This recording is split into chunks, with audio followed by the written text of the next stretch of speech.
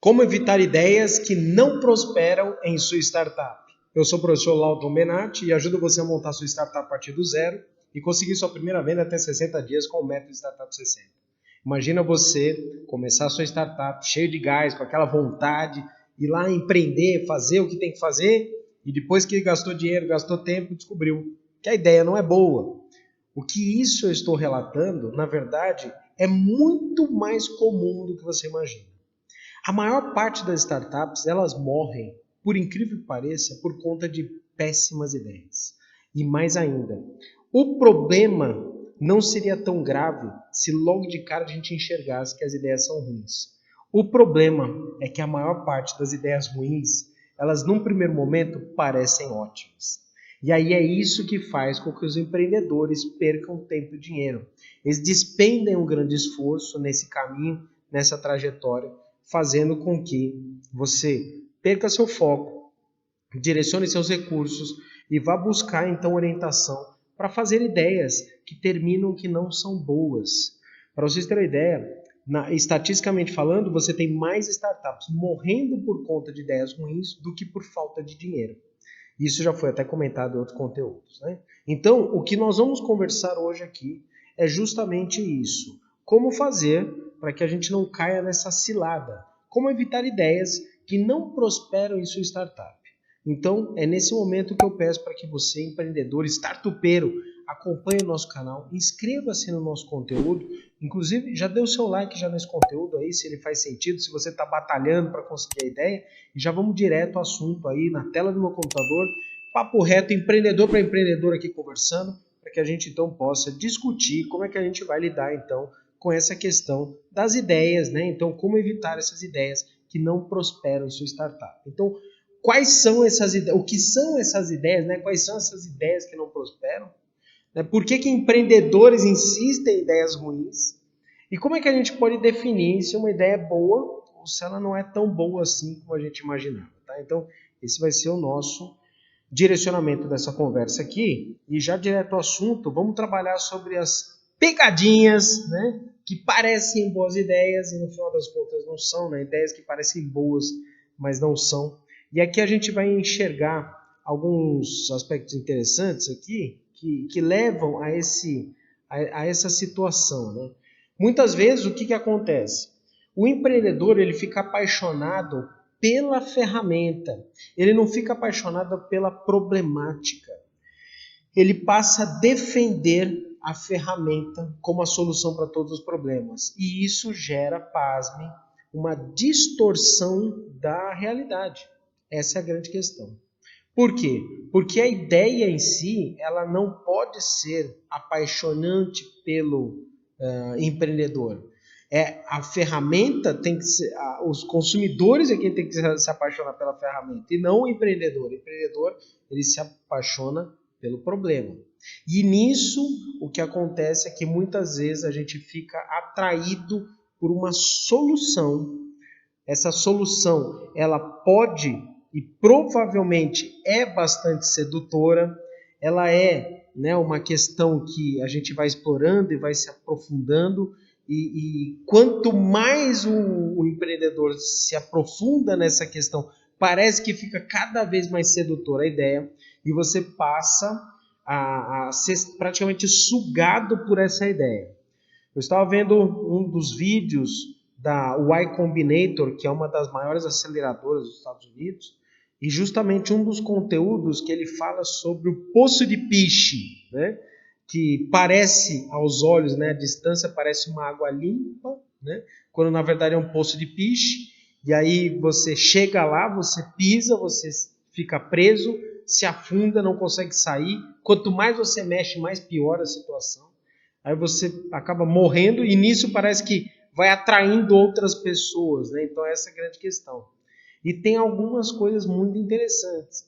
Grandes empresas, quando não exploram tais aspectos, né, que você como empreendedor vai enxergando e fala, não, mas ninguém está falando sobre isso, parece que torna mais atrativa ainda a ideia. Como se fosse aquela situação que ninguém viu o que eu estou vendo, né? Então essa é uma questão muito cautelosa, porque justamente o simples fato de uma grande empresa já posicionada, nunca ter explorado essa ideia, parece que estimula ainda mais o empreendedor de se arrastar por esta solução, como se fosse de fato, o pote de ouro no fim lá do arco-íris. E isso é bastante preocupante e problemático, porque pode de fato colocar o empreendedor em uma situação de risco. Há neste momento uma grande distorção do esforço para se criar o que a gente chama do produto real.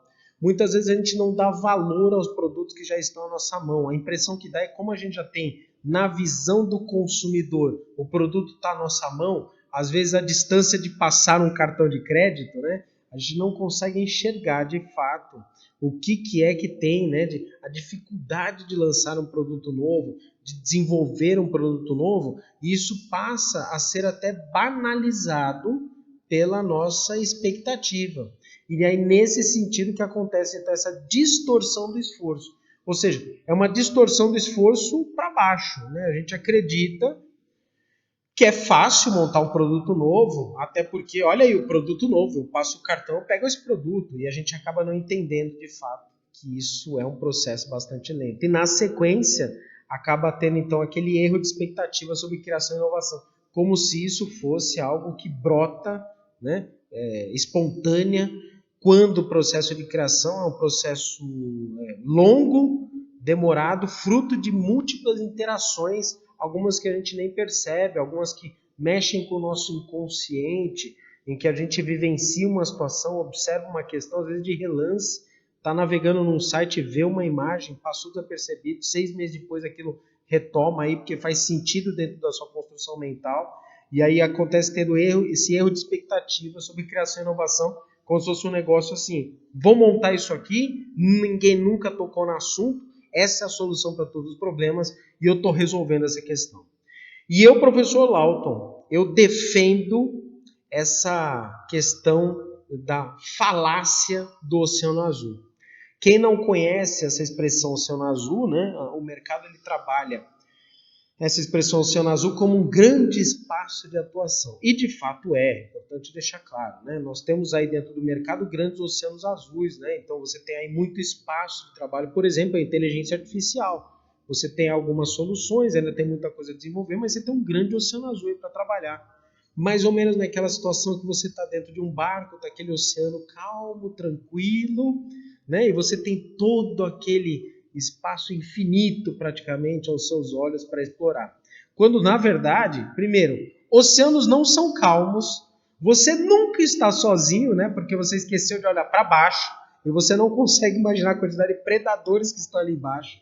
O oceano não fica calmo e mesmo quando fica calmo, aparece então as tempestades do nada e eu fico sempre imaginando, né?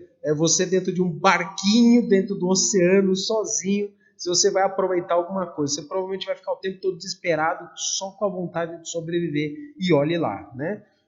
Então, eu estando dentro de um transatlântico, né? Dentro de um cruzador gigantesco, né? Dentro de uma grande embarcação, e lidar com o oceano, né?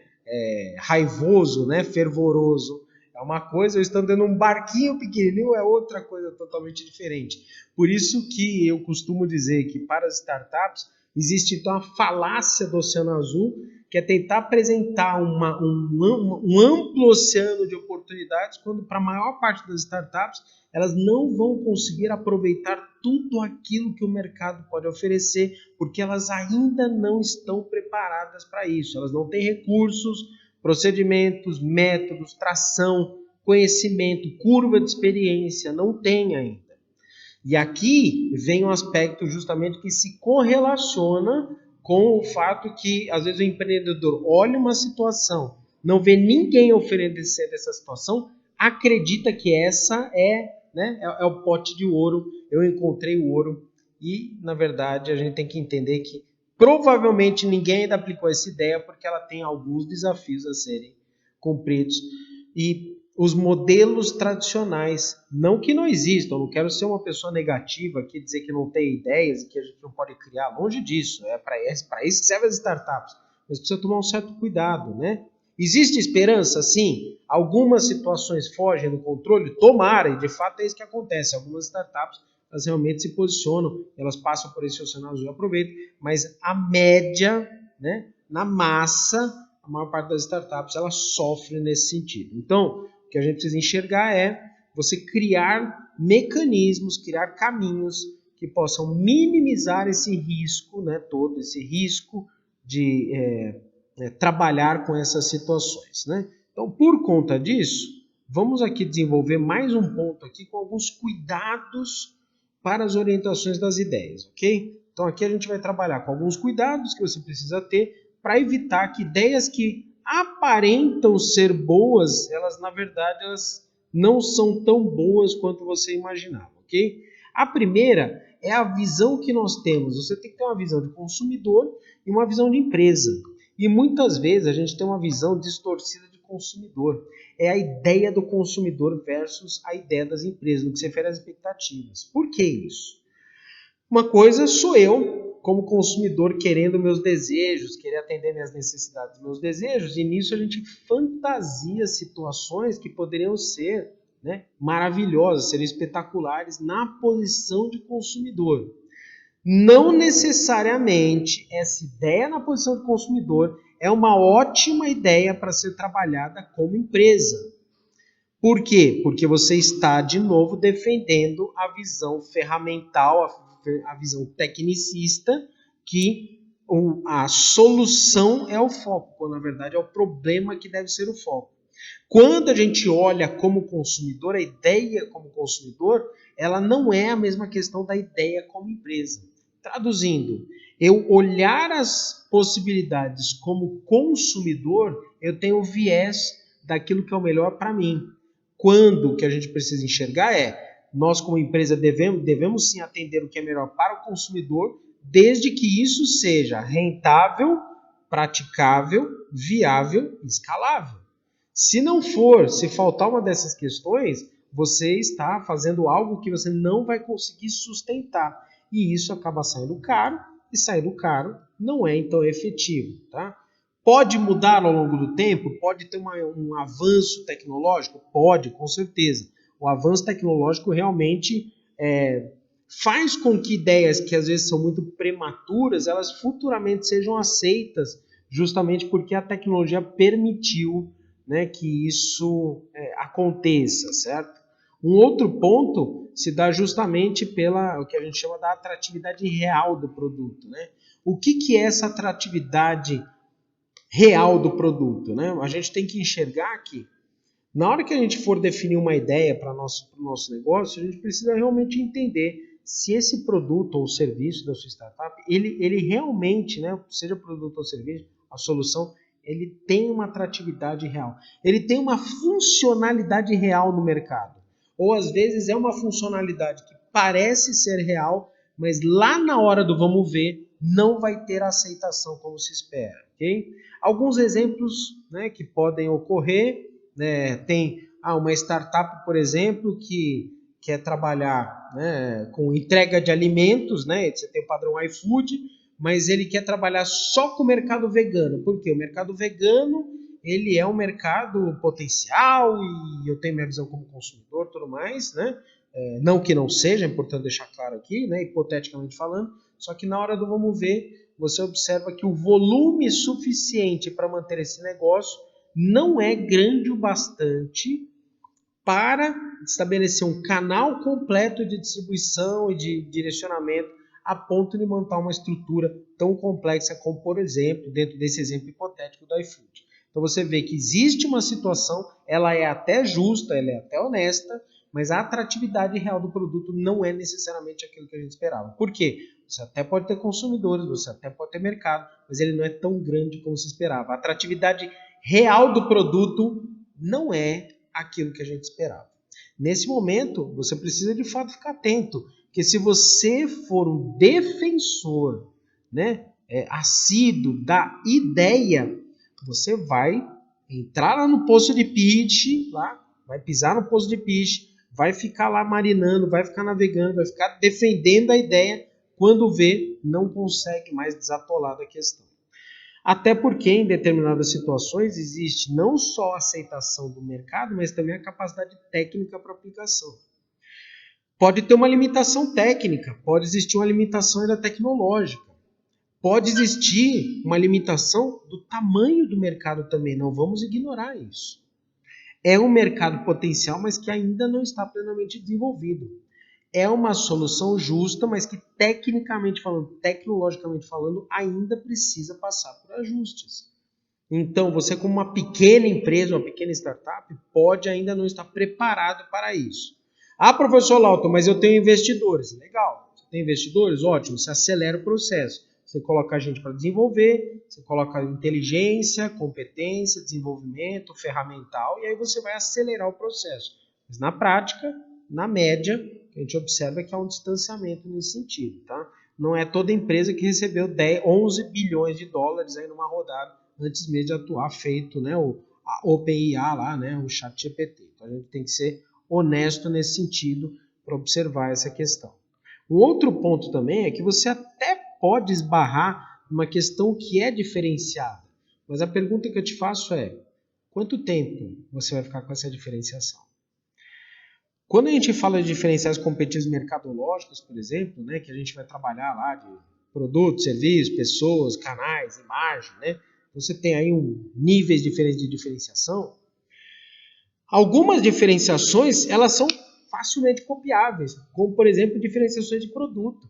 Né? Por que a diferenciação de produto é facilmente copiada? Porque a pessoa pode, né, a concorrência pode comprar um produto seu, fazer uma engenharia reversa, né, desmonta seu produto, remonta o produto sob uma nova carcaça, uma nova perspectiva, ou refaz o fluxo daquele serviço prestado e faz melhor do que você. Ou seja, ele remonta o produto, coloca outras funcionalidades, ganhou tempo com isso, economizou dinheiro, oferece um produto melhor que o seu, com outras funcionalidades mais barato que o seu. A grande questão é justamente isso, né? Quanto tempo você vai ter de diferenciação? Porque se você tiver pouco tempo, pode não justificar, né, a questão do lançamento do produto ou o lançamento da solução. Se o tempo ele é razoavelmente grande, você pode aproveitar essa questão. Professor Lauto, vou desistir de uma boa ideia? Não. O que você faz? Você observa que o tempo ele vai ser relativamente curto, você vai ver às vezes na prática, às vezes alguns meses mesmo, de fato, poucos meses de diferenciação do mercado, o que você precisa fazer? Entra com a ideia, trabalha com isso e já no laboratório, enquanto você já está fazendo, atuando, você continua lá no laboratório desenvolvendo novas soluções para logo na sequência, no intervalo curto de tempo, às vezes até algumas semanas ou meses, você já tem uma nova funcionalidade, você já tem um novo produto, você já tem uma nova solução. Aí o que acontece? Você está alargando o tempo, a curva do tempo de diferenciação. Esse produto aqui perdeu, mas esse aqui ganhou. Aí esse outro ganhou, aí esse outro ganhou. Então você vai esticando um pouco mais o tempo de diferenciação. É uma alternativa. Então você vê que é uma maneira de você, dentro do planejamento, trabalhar dessa forma. Né? E, por fim, aqui dentro dessa questão, eu preciso enxergar se tem potencial de escalabilidade. Porque se não tiver potencial de escalabilidade, a gente não trabalha como startup. Nada contra a empresa tradicional. Eu sou favorável a trabalhar com as empresas tradicionais. Não tem nada contra, né? Você precisa do médico, tem supermercado, tem os serviços, tem serviço de beleza, tem as entregas, tem as partes do logística, tem um monte de atividades tradicionais que são muito valiosas no nosso mercado. Mas a grande questão é que nós estamos falando de startup. Então, na startup, ou você trabalha com o princípio de escalabilidade logo de cara, porque se você for tentar escalabilidade nos negócios tradicionais, vai exigir muito investimento em infraestrutura. E pode ser que você não tenha toda essa bala na agulha, pelo menos por hora, ou ainda não tem investidor. Então, observe se essa solução, de fato, ela tem potencial de escalabilidade. Rápida, né? No padrão startup. Se tiver, você trabalha como startup. Digamos que não tenha. Observe se você, mesmo com uma empresa tradicional, consegue desenvolver essa questão. Porque se não conseguir, vai te custar depois investimentos mais agressivos lá no futuro. E o crescimento, como não é exponencial, pode acontecer de você ter aí limitações a crédito, ao financiamento da operação. E você vai ficar, então, o stuck, né? Você vai ficar parado, aí você vai praticamente interromper a curva de crescimento. Você fica de novo aí como se tivesse enfiado dentro de um buraco de lama que não consegue se movimentar, ok? Bom, dito isso, então vem a pergunta, professor Lauter, e aí, o que eu faço, né, agora? Então, desisto? Não, você não vai desistir nunca. Mas como é que eu sei se é uma boa ideia? Aqui, eu vou passar para você algumas questões que sugerem, de fato sugerem mesmo, que você está trabalhando com uma boa ideia. Tá? Então, aqui a gente vai conseguir realmente observar algumas questões que realmente mostram evidências que a ideia é boa. Ó, já vou abrir os dois primeiros até, tá? Para não ficar, para a gente rápido aqui, direto ao assunto. Uma é a aceitação do MVP, né, o mínimo produto viável. Se você percebe que tem aceitação para o MVP, opa, deixa eu passar aqui que você consegue acompanhar. Então você tem a aceitação do MVP pelo mercado e o produto é rapidamente adotado. Se você perceber que o MVP tem aceitação e o público, né, o mercado, ele adota o seu produto rapidamente, este é um bom sinal que a ideia é boa. O que você precisa fazer então? Testa rápido. Coloca o bagulho para funcionar rápido, entendeu? Faz isso rápido.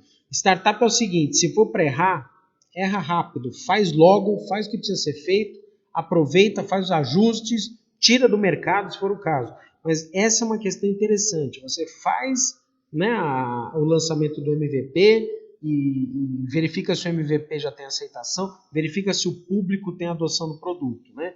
Nós temos aí alguns exemplos de produtos que mal foram lançados e num curtíssimo espaço de tempo, né, a gente tem aí um crescimento gigantesco. Por exemplo, tem aquele jogo lá, o Pokémon GO, no espaço de 15 dias tinha 50 milhões de usuários, né? Então, é óbvio que você tem um mercado que tem aceitação, né? Você já fica evidente que houve aceitação do produto nesse sentido, ok? Na sequência, a gente tem que enxergar... Eu vou abrir os dois aqui, tá? Já abri os dois aqui para a gente poder direcionar, tá? Vamos ver quanto que os consumidores eles se esforçam para ter o seu produto. Tem a história do Google, que hoje para a gente é cômodo. Você abre o Google, abre a página. O Google se tornou a internet para a gente, né? Mas antes o Google era um site. Você tinha que entrar no browser, digitar o site do Google lá, google.stanford, lá, não me lembro exatamente o endereço lá. Então as pessoas tinham que digitar e colocar o site do Google. E lá no site do Google tinha que fazer pesquisa. Então era como se fosse uma pesquisa da pesquisa, né? E o que acontece é que as pessoas elas passaram a ter uma adoção, gostaram e tinham esforço, os consumidores se esforçavam para conseguir ter acesso ao produto e, no final das contas, depois terminava que as pessoas defendiam os produtos. Exposição espontânea, certo? Então, essa questão espontânea dos produtos, certo? Olha, eu escrevi espontâneo errado aqui, hein? Né? Olha aí só, deixa, vamos consertar aqui para você não me xingar aqui, né? Botei um xizinho aqui. Falha minha aqui, certo? Então, você tem a exposição espontânea pelos consumidores. Exemplo da Apple, né? Do iPhone. O usuário do iPhone, ele defende o iPhone, né? O usuário do Tesla defende o Tesla. Tudo bem que o Tesla dentro de nós brasileiros tem um distanciamento aí e tudo mais nessa questão, mas você tem aí muitas questões para a gente, né? De situações. Por exemplo, no nosso caso brasileiro, Nubank. O usuário do Nubank, por muito tempo, defendia o Nubank. Ele fala o seguinte, ó, você precisa ter o Nubank. Eu vou te mandar o convite. Tinha até o sistema do convite, você lembra? Você só entrava quando era convidado por alguém. Então, a grande questão da exposição espontânea pelos consumidores, de você realmente tomar a decisão de defender a bandeira. Esse é o conceito dos superfãs dos produtos, ou seja, aquele grupo de consumidores que não apenas utiliza o produto, mas ainda defende fervorosamente a marca. Então, para alguns, você tem um esforço. Vamos dar um exemplo, né? Quando tem aqueles shows de rock de bandas aí, teen, né? Bandas pop, que você tem aí o conjunto de jovens que ficam acampados durante 1 mês, 2 meses, 6 meses. Tem casos aí de ficar acampado aí quase 1 ano, né? Esperando na fila do show. Olha o esforço que é dedicado, né? Então a gente observa. Lógico, eu não estou falando uma ou duas, ou uma massa pequena de consumidores, né? Mas você tem uma massa maior. Agora, para startup, basta uma massa pequena, tá? Se você tiver meia dúzia de clientes que defendem fervorosamente sua empresa, você está ótimo, né? Porque você vai ter, então, os primeiros super fãs do seu negócio. São aqueles que, não importa o que vai acontecer, eles vão defender seu negócio, vão defender. Geralmente são os entusiastas, são aqueles que adotam a sua tecnologia inicialmente, né? Então, vale a pena você realmente dedicar até espaço para esses consumidores, tá? Óbvio, né? Nós também temos o tamanho do mercado. Então, se o mercado ele tem um tamanho suficientemente bom para trabalhar, e já vou abrir já logo de cara o próximo também, porque aqui não tem que enrolar não, né? Se a gente tem a tendência de mercado favorável, isso também evidenciam que são evidências que mostram que a ideia é boa. Eu estou trabalhando num mercado que a tendência futura é boa, é favorável, é de crescimento, e o tamanho do mercado é grande, exemplo, inteligência artificial, né? Então é o tamanho suficiente para o crescimento. A gente nem faz ideia de onde vai chegar a inteligência artificial. A gente não faz ideia de onde vai chegar, por exemplo, os dispositivos móveis, a IoT, né? Então, a internet das coisas. Então são questões que a gente sabe que a tendência de crescimento, mercado gigantesco, uma aceitação em massa, uma utilização em larga escala, ou seja, são sinais que evidenciam que o problema que você está trabalhando, a solução que você ofereceu, elas se convergem em boas ideias. E para a gente finalizar essa sequência, né, o último, né, nem por uma questão de ordem de importância, né, mas aqui para a gente trabalhar com o número de competidores, e aqui eu vou fazer uma quebra de paradigma. Você pode entender que um mercado que tem poucos competidores pode ser um mercado promissor. E por incrível que pareça, eu vou fazer uma quebra de paradigma aqui com você. A gente vai trabalhar justamente com o conceito inverso. Quando você não tem nenhum concorrente, você é somente um, a gente está falando do Oceano Azul. Será que você está preparado para fazer um treinamento de mercado? Né? O problema do Oceano Azul se dá justamente em você ter que treinar o mercado para fazer a utilização. Portanto, quando nós temos nenhum competidor ou pouquíssimos competidores, vai exigir da sua startup, não estou dizendo que é uma ideia, mas vai exigir da sua startup um esforço, inclusive um cash burn, uma queima de capital mais intensa. Quando nós temos um número razoável de competidores, também não estou falando um a cada esquina, mas quando você começa a ter, né, um número razoável de competidores, você começa a observar que tem aí algumas outras empresas inovadoras que estão assumindo essa posição como válida, assumindo o risco de atuar neste mercado, pasme, é um ótimo sinal. Significa que você não está sozinho, você está validando a sua ideia porque tem mais gente interessada em aproveitar esse espaço e você tem a certeza, né, se é que a gente pode dizer isso, que você está no mercado promissor.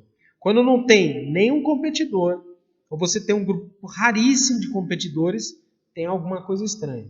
Quando você tem múltiplos, né, infinitos competidores, também o mercado já se esgotou, você já entrou já numa competitividade por preço, vai ter que fazer nichos, tudo mais, né? Agora, quando você percebe que tem lá, aparecer 1, 2, 3, X competidores dentro do seu espaço aqui, você está vendo que gradativamente vira e mexe aparece um outro competidor, essa é uma excelente validação da ideia.